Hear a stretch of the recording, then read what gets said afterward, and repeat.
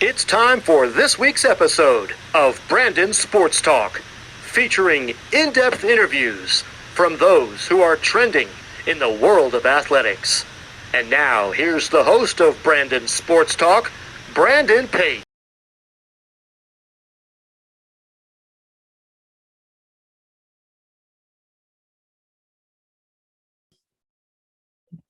Welcome back to Brandon Sports Talk. In today's episode, I have the privilege to interview the UNC Charlotte 49ers assistant track and field coach for throwing, Coach Candace Fuller. How are you doing today?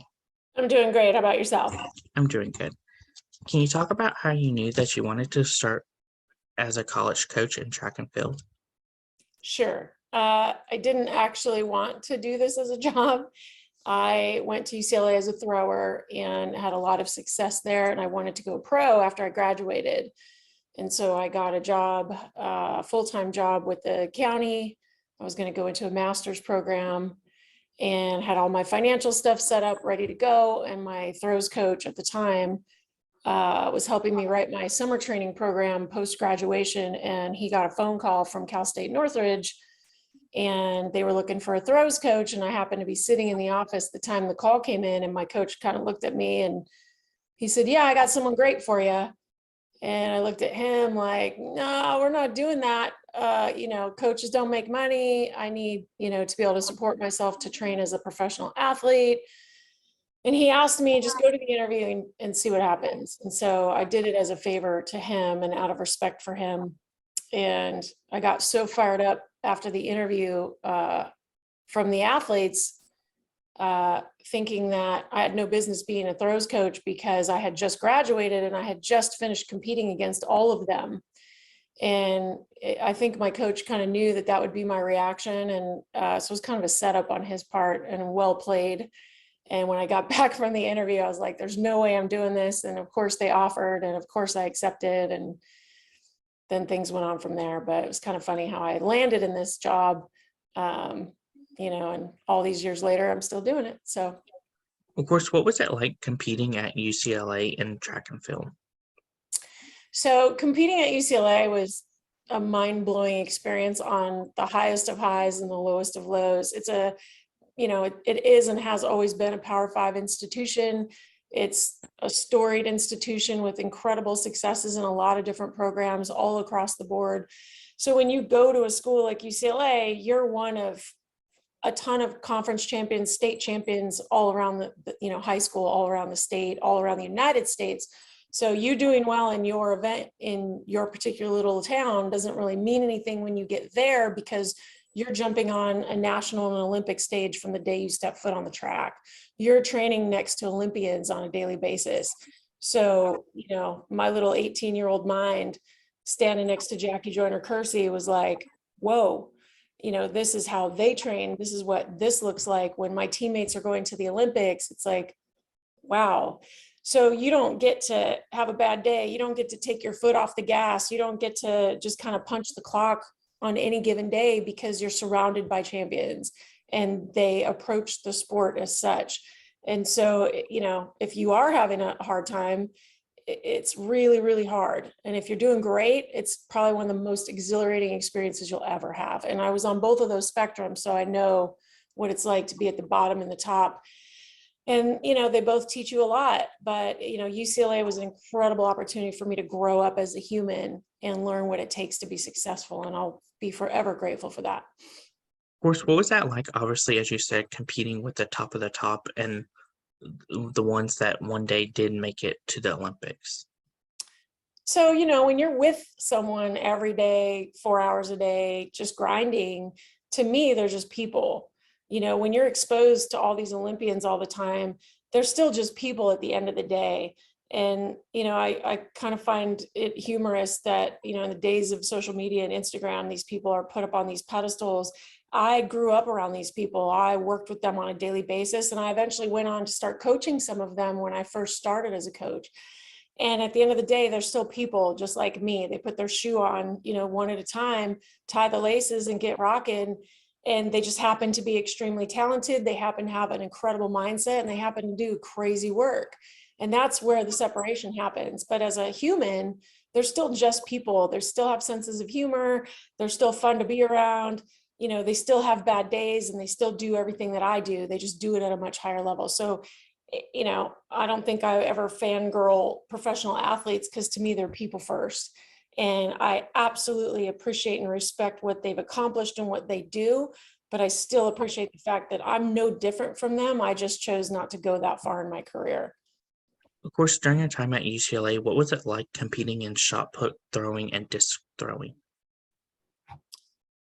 So when you go to a program like that, you know, you're recruited for one event in particular that you probably will be amazing at. Sometimes maybe two, very rarely three. But you're still expected, if you're talented enough, to score in everything that you can do. So I was recruited as a discus thrower. Discus throwing is what I chose to do. And but I still had to compete in shot, and I still had to compete in javelin. So you have to time manage and sort of energy manage what you're going to be good at. But at the end of the day, discus was my love. It was my talent. It was my best event. And that's where I succeeded at the highest level. But I still, to win 2 Pac-10 championships, had to bring it in the other 2 events. So you just get a mindset that I'm going to get whatever points I can, and this is how we're going to do it. Of course, how was that like, obviously, winning 2 Pac championships, and what were some of your other accomplishments?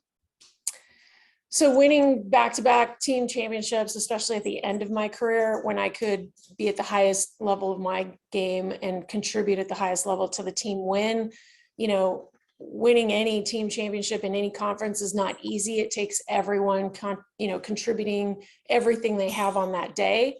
And, you know, that was an amazing opportunity for me to find another gear when maybe I wasn't having a great day. One of those championships we won in the rain in Pullman, Washington. And that's, you know, that's not ideal conditions. No one's PRing at that point. You have to show up and do better than everybody else in the same bad conditions. And so winning championships like that when the conditions aren't great is extremely, you know, gratifying. And then the other championship we won my final year was, you know, nice sunny California weather. But, you know, being able to win a championship and then defend that championship is something I'm extremely proud of. The teammates that I had at that time, many of them went on to do amazing things. Some of them are some of the best coaches in the NC2A now. And I know why, because we learned what it took very early in our careers to dominate at the Pac-10 level and the national level. And, you know, when you experience that, you tend to take that with you through life. Of course, what was it like getting started in college coaching and coaching at Northside? So Cal State Northridge was right up the street from UCLA, and it was sort of a mid-major, not necessarily a Power 5. They had football for a hot minute when I got there, and then it was they finished having football there. And we didn't have a budget. We didn't really have great facilities, and most of the country had never even heard of this college and had no idea, you know, that we even existed. And so, you know, I inherited that program from a teammate of mine who was the coach there prior to me. And I just built upon that group and took them from, you know, what's Cal State Northridge, where is that, to I think I took 7 or 8 individuals to nationals about 4 years later. And then everybody knew who we were. And that was just an incredible opportunity, because we didn't have a weight room. You know, we were lifting outside on a patio with beat down equipment that was just absolutely horrible. We didn't have fancy training facilities or indoor facilities. We really didn't have much of anything at all.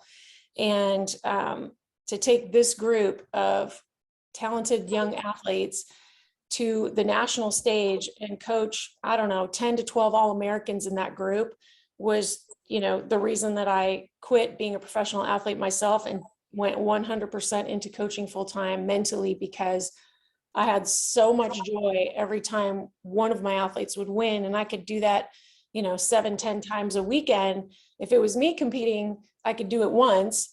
And, you know, you get on that high of what it's like to help someone do something amazing, and you want to do it more and more and more. So Cal State Northridge was an incredible opportunity for me to learn that I was good enough to be a coach at this level. I was only one of 3 females in the country coaching men at that time. And back then, you know, unfortunately, the men weren't too happy to see that. especially when I was putting a hurt on a lot of them on a regular basis. And we had to fight for these positions. I was fortunate to be given the opportunity to coach men at a time when women weren't allowed to do that. But I didn't realize the gift that it was at the time, because in my mind, of course, I'm coaching men. Why wouldn't I? I trained with these guys every day for 5 years and pushed them around. So what's the problem? Just because I'm a female, why does it matter? So a lot of things happened for me to form my coaching identity during that time frame, and it was a really great opportunity and great experience. And we rewrote the record books there, and I'll be forever proud of those athletes. Of course, what was it like going to Syracuse and a powerhouse school to coach as the assistant coach? So after the 4 years of success that I had at CSUN, I got national recognition because of the level of coaching that I was doing there. And Syracuse wanted to build a throws program into their existing track program at a national level and went on a search. So my coach, again, was instrumental in giving them a recommendation to look at my work. And at the end of the day, that situation worked out and I ended up going there. And going from a sort of a mid-major with no budget and, like I said, no facilities, to a Power 5 where money wasn't an issue. I could recruit nationwide. I could go after the top 10, top best talents in the country out of high school. It was a game changer for me. It was like Disneyland for throws coaches. And yes, the weather was absolutely horrendous, and 6-month winters is not conducive to an outdoor sport for spraying. But again, I learned very early in my career that you can make excuses or you can make results. And when they gave me the resources that I needed to deal with the weather, I just got busy. I recruited my first athlete out of Southern California. Everybody said no one's coming here from there. I did a lot of things that, I was told wasn't going to happen. And, Tony Washington was a record holder there as an alumni. And I thought, I'm going to leave one behind as well, because we already have a great discus thrower that came through this program. I'm going to put on another one. And one of the young ladies that transferred with me from Northridge to Syracuse, Cherie Hicks, just absolutely devastated the record books at Syracuse, and they will stand for a very long time. And I was extremely proud of the work that she did, in the Big East at that time and at the national level. She was second in indoor outdoor shot and discus, which is incredibly hard to do with really great marks. And so going to a Power 5 allowed me the opportunity to recruit higher level talented athletes out of high school, and B, build a program that I could be proud of.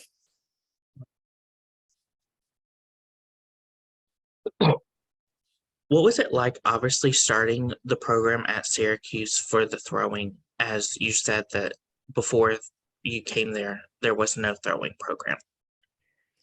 So they had a couple athletes on the team when I arrived, but they just hadn't really put any financial resources into that from an equipment standpoint, from a facility standpoint. We didn't even really have a great place to throw. And so for the few months that we could be outside, not having good facilities was a big issue for me. And so part of my agreement to come there was that we had to build facilities for these throwers to actually throw in.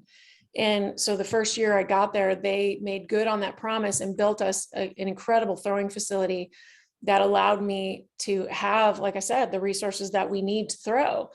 And the athletes that stayed with me, we moved through their remaining years of eligibility and they did great. But, it was kind of that first year was I had to start from scratch, get those folks up to the level they wanted to be at, and then recruit the proper level talent that we needed to be at a national level and not just at a conference level. So it took a little bit of time for me to get that group going. But as I mentioned, I brought a transfer with me who was already an All-American as a freshman. And so I kind of had the top and sort of the middle already. I just needed more depth. So it just took time, but we eventually got there. Of course, how was it like going back to your home area and getting to coach at Cal Poly? So I took a break after Syracuse and got my master's, and then I went into professional sports doing various types of jobs with the NBA and the NHL. And then I bounced around doing corporate work for a while. And I really missed coaching. And I had an opportunity to get back into coaching. I was living back in Southern California at the time, and a friend of mine called me and let me know that a job was opening very near where I was living at the time, which was just a coincidence, and asked me if he could throw my name in. And I thought, I've been out of coaching for a while. I don't know if, I wanted to take that, sadly take that step backwards financially. And also, it's a huge time commitment to be a track coach. But he put my name in, I went there, got the job. And, walking back out on that field day one and seeing, a bleacher full of athletes sitting there waiting, reminded me why it was so important that I go back to doing what I was gifted to do in the first place. This was a group of people that was in line to receive services from someone that could help them. And I can serve these athletes very well. And so, the first day I walked back out on the track after that huge break just reminded me that this was my calling. I made the right decision. Yes, I might be making some sacrifices financially and otherwise, but it will be worth it in the end because I can help make someone else's life better. And it was absolutely incredible to get back to coaching. It was a nice, put my toe back in the water and go, yeah, okay, I didn't forget everything. Here we go. And that obviously led me to better things. Of course, after taking that step back and then coming back into college coaching, what was that like, and how was it like moving forward to then go to UC Riverside? Yeah, I mean, like I said, going back to Cal Poly was kind of that dress rehearsal. Like, do I really want? How serious am? Is this a hobby now? Do I want to take it as a profession again? Like, how seriously do I want to go back into this? And how much, how high do I want to go? And it didn't take me very long to figure that out. I wasn't at Cal Poly for very long when the UC Riverside opportunity presented itself. And that was going back to, a level of competition where I would have to bring my A game for us to get on podiums and for us to win championships again. And, I was hooked. They had a great program. It was a great opportunity. It was a UC. I graduated from UCLA, so I understand the UC system. And so it was a great match for me at the time. Again, I was living in the area. It was a no-brainer for me to take that leap and move up. Cal Poly was a Division II school. UC Riverside's a Division I school. That's where I've done most of my coaching. Other than Cal Poly. So going back to Division I was definitely the right choice. And again, you inherit a program, you help those athletes through, you bring your talent in and you do what you can do. And I had, again, amazing success at Riverside, very similar to some of the successes I'd had early on as a coach, a young coach, and just, reminded me that this is what I should be doing.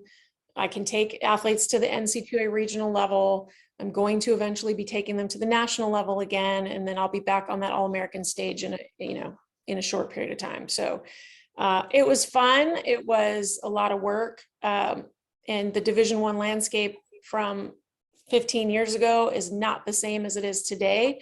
Today, these athletes are even more talented. They throw much farther. It's not so easy to coach an All-American now. It's a privilege. Those are the top 8 athletes in the country. And you're talking about the top 8 out of thousands of athletes that all throw really far.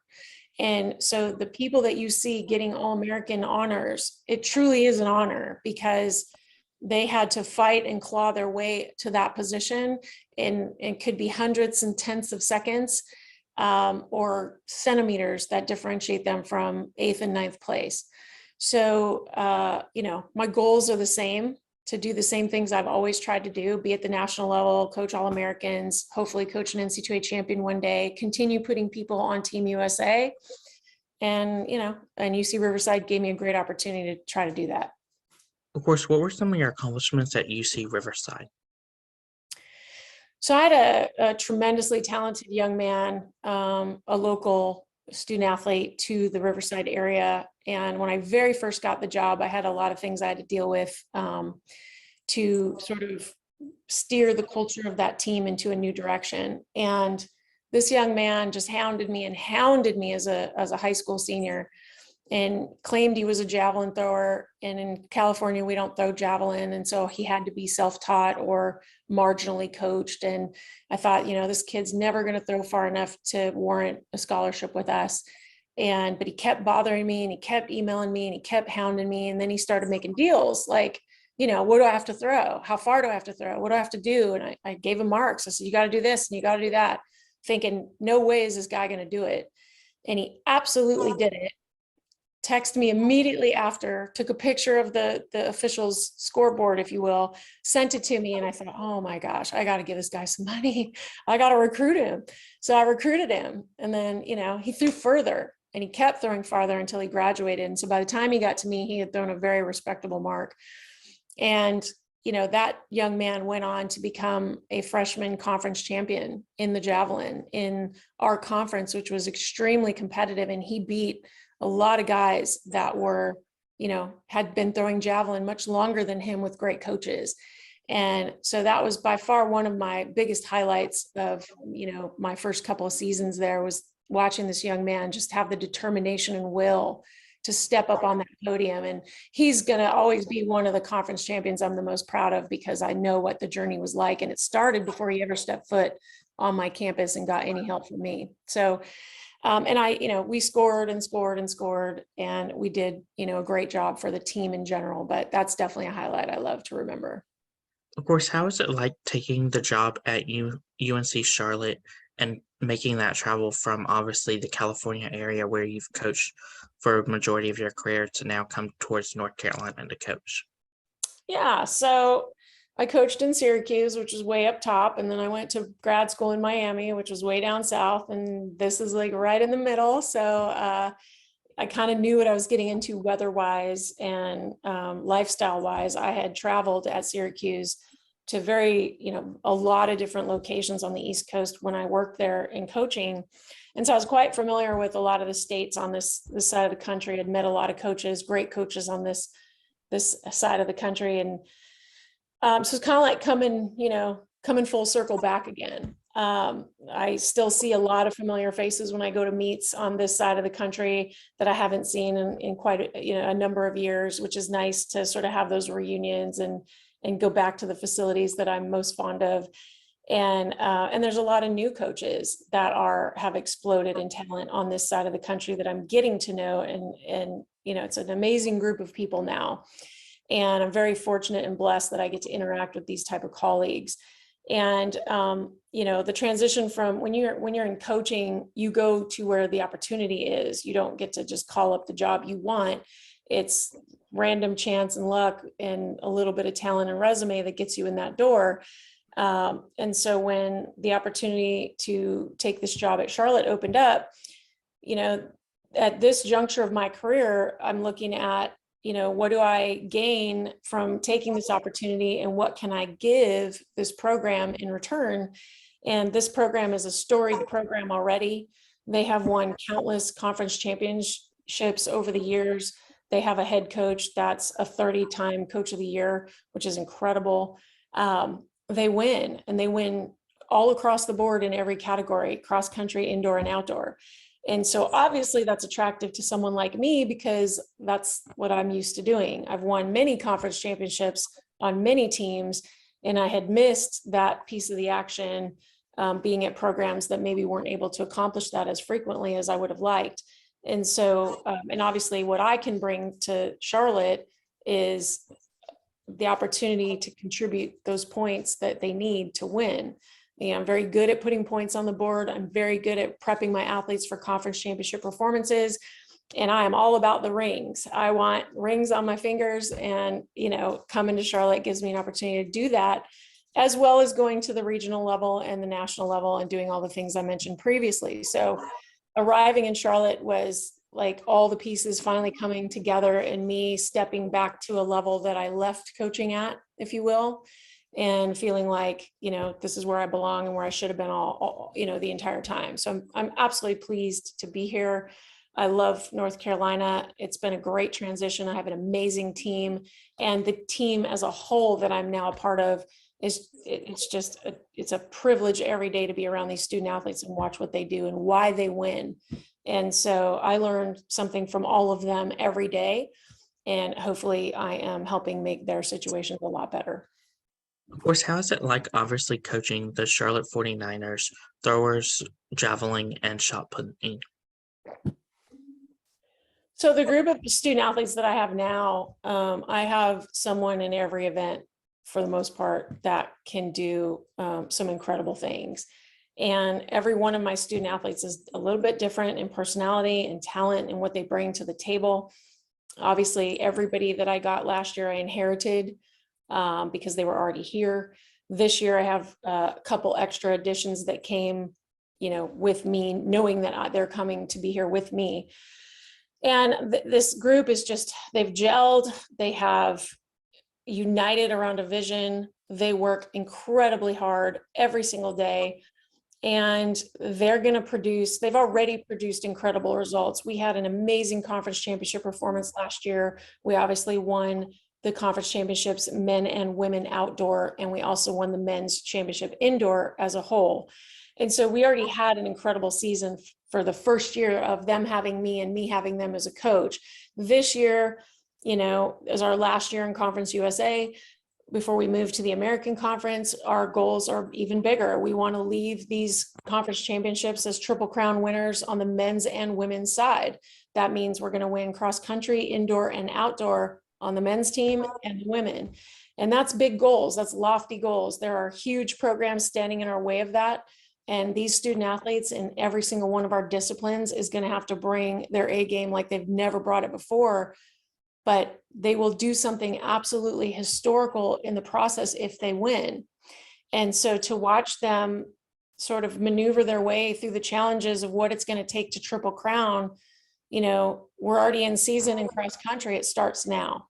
So we are on that path. We are trudging down it on a daily basis. And the positivity that I see come through our offices, the work ethic, the taking care of attention to the tiniest details to keep themselves healthy and keep their bodies, in prime condition.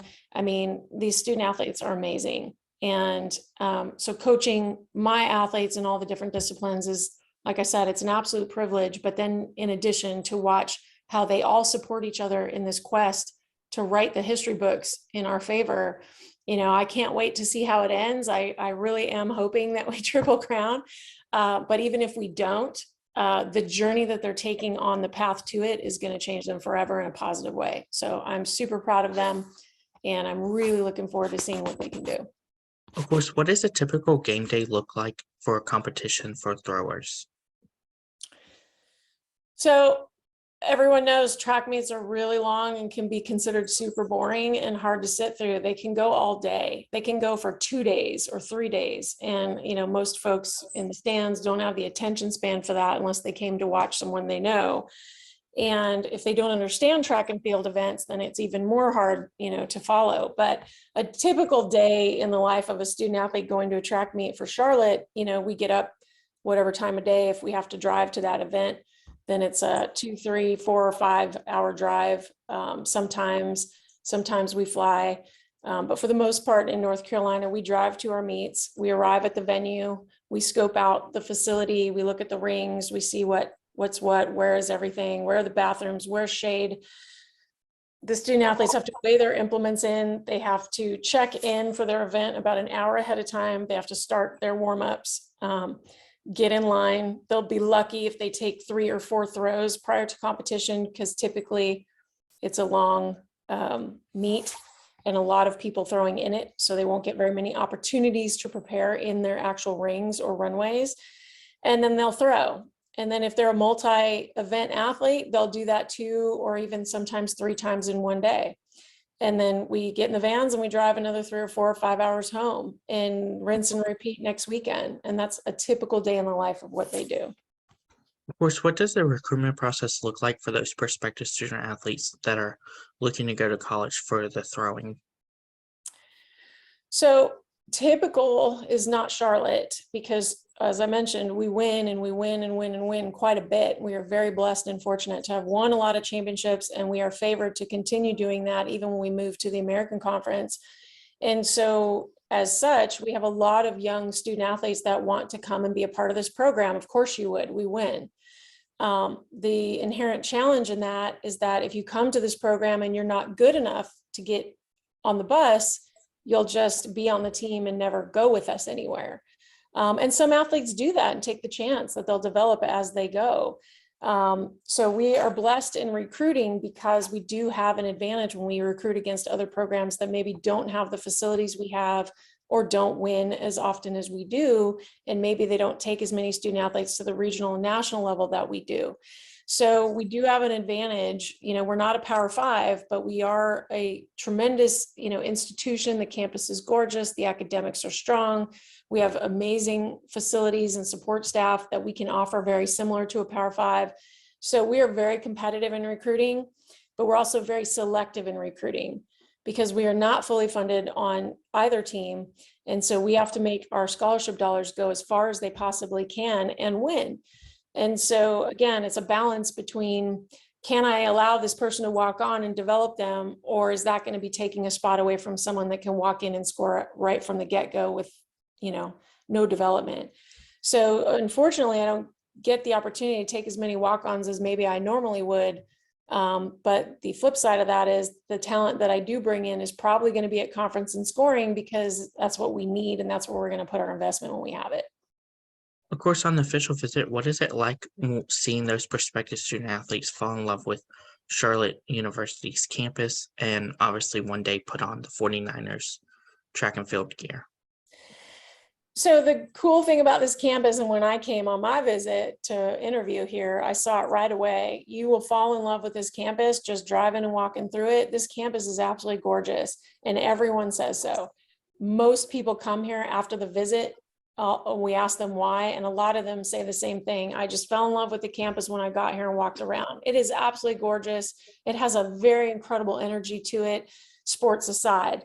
And then when you look at the investment that Charlotte has made into the athletic department in terms of facilities, in terms of, the resources that they've laid out academically for the student athletes, sports medicine, nutrition, sports performance, professionals, they see the total package and the total picture. And for whatever reason, there's some Charlotte magic on this campus and they feel at home and they can see themselves here just from taking the visit and walking around the couple days they are with us.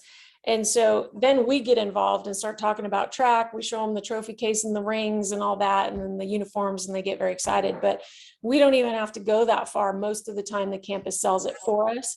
And that's not always the case. I've been at schools where that wasn't my advantage.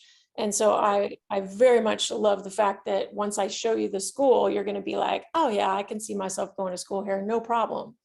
And, the degree is worth the investment made to get it. And, for that reason, I absolutely love this school because it sells itself and I don't have to do as much work on that end. What advice would you give those high school athletes that are looking to go into college for the throwing program? Do your homework and become a student of what this game really is. Talk to student athletes that are ahead of you in college. Ask them what the day in the life is really like. Ask them how they got where they are. Talk to different coaches. Get private coaching if you need it. If you're in an area where you don't have a coach or you want additional help, go to camps, go to clinics, lift weights. That's a very important piece for, the guys and the young ladies.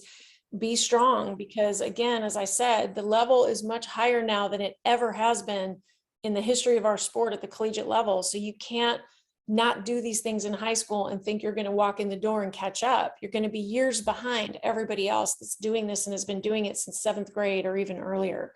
So start early, try everything. And as a college Division I recruiter, please play more than one sport. You have to be a total package and an athlete, and other sports will teach you how to move and teamwork and collaboration and things that are going to serve you in an independent and team sport. We're both. And so it's a little frustrating when I ask people what else they do and they don't do anything else, because you're missing out on the opportunity to develop your athletic skills across a wide spectrum of movement patterns. And you'll never get that opportunity back as a young person. So, do all the things and love track and make it your priority, but don't not do anything else. And don't do track year round so seriously that you can't play other things, because I will take a multi-sport athlete that's throwing less distance than I may take a single sport athlete that's only touched this implement and that's it, because I can develop the athlete much faster, than I can develop someone that's only done this one thing. Of course, what advice would you give those people that are looking to go professionally and represent the U.S. track and field? So you're talking about an even smaller group of talent, and there's a lot of things that line up for people that get that opportunity. One is they have to be talented enough to earn the right to wear that uniform. Two, they have to be in a program that can support them with the resources and coaching required to reach that level quickly. And then again, are you the athlete that comes early, stays late? Are you the athlete doing your prehab and rehab? Are you the athlete that every rep you take at practice has to be a higher level of quality than the one before? Or are you just going through the motions and repping? Is all of your stats moving forward every year in everything? Do you know how you compare to other athletes throwing as far as you want to throw in all the metrics, not just the distance? We measure everything in distance thrown at a meet, but there's a lot of metrics that go behind that can also be measured and compared. And where are you? If your competitors are squatting, 450 and you're squatting 300, you're not at that level yet. And what did they do to get there? And how many years ahead of you are they? And so having a realistic time frame of what it takes to do that, and then doing the work to earn it, and then doing it at a meet where it counts, is probably the best advice I can give. All the athletes that I've coached open, all of those variables had to play out for them to earn the spot, because again, competition is fierce. You don't know what the weather or anything is going to be like on the day you have to do it. And so you have to put all this training for 4 years into one day to go to that Olympic trials or go to that, US championships and earn that spot. And I've done it a couple times now, and I'm very proud of the several athletes I've put on teams, but I know what they did to get there, and it was really, really difficult. Of course, what advice would you give college coaches like yourself getting started in the coaching of college track and field? Again, find a great mentor and do a lot of informational interviews with people in the sport right now, doing what you want to do, and ask them the best way forward. Networking is, in any job, is a crucial skill. And the more network connections you make, not just with throws coaches, but head coaches, coaches in other event groups, you never know who you're going to work for. My current, associate athletic director was an athlete on one of my teams at Cal State Northridge, who I coached briefly for a hot second. And she's now in charge of our entire program here at Charlotte. It's just random coincidence, but she's one of my bosses now. And so you just need to constantly reach out, because you never know who's going to remember you later and pull you up and give you that opportunity to start. And then once you do, continue those habits, because I do that still to this day. Always be learning. That's great advice. Where can my listeners find you at on social media along with the track and field program? We're on all the social media pages. I also am on all of the social media pages, and Instagram and Twitter is where I do most of my posting. Anyone's more than welcome to reach out to me off of our website, charlotte49ers.com. And, again, all of our sports and athletic department are all on all those social medias. Thank you again, Coach Candace Fuller, for your interview, and best of luck in your future with the Charlotte 49ers track and field as the throwing coach. Thank you. You can find Brandon Sports Talk on Facebook at Brandon. You've been watching Brandon Sports Talk. Please feel free to like, share, and subscribe to Brandon Sports Talk on social media and on YouTube.